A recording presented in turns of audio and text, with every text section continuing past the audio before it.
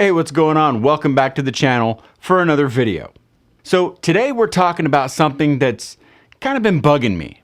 AI in photography, but specifically AI batch editing and culling. And before you click away, no, I'm not about to go full conspiracy theorist and tell you that Skynet is coming for your Lightroom presets. Although, would I be really that far off? Okay, so here's what I've been noticing. So more and more photographers, some of them OGs, some of them fresh out of YouTube University, are all hopping on this AI train. You know, they're saying things like, I hate culling photos. Editing takes too long. Now I just upload and boom, AI picks the best shots and edits them for me. And I'm sitting here like, what the actual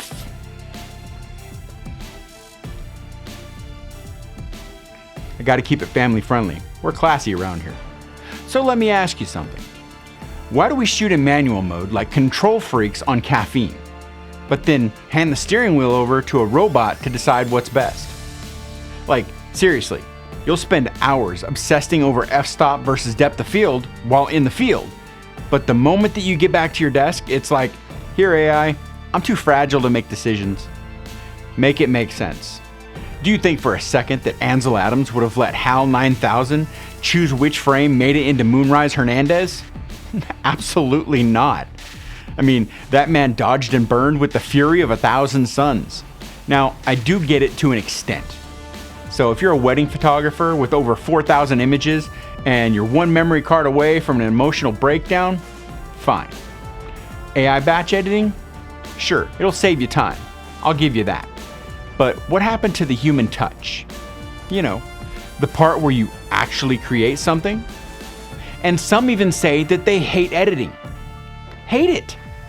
Well, you know, I'm over here editing the same photo for the 5th time this week like it's a meditation session. I love it. That's where I get to bring my shot to life. When I cull photos, I remember why I took each shot. I know which ones were intentional. I remember the moment. I remember thinking like, hey, this one's got some sauce. AI doesn't know that. AI doesn't feel that. It doesn't know that I purposely shot through a dirty window because I wanted that weird haze.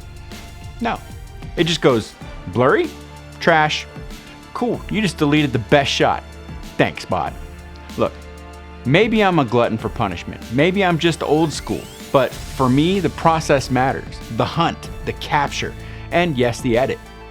It's how I tell a story. And if you're over here outsourcing that to the digital intern named AI Rena, well, then are you still the storyteller? I don't know. So that's my rant. Maybe I'm wrong, maybe I'm right, or maybe I just had way too many Dr. Peppers this morning and I decided to pick a fight with a bunch of software developers. Either way though, I want to know what you think. What are your thoughts? Do you use AI to cull or edit? And by use, I mean, do you let AI do everything? Not just, you know, remove your Aunt Doris from your epic sunset shot. Does it actually help? Or are we just getting lazy?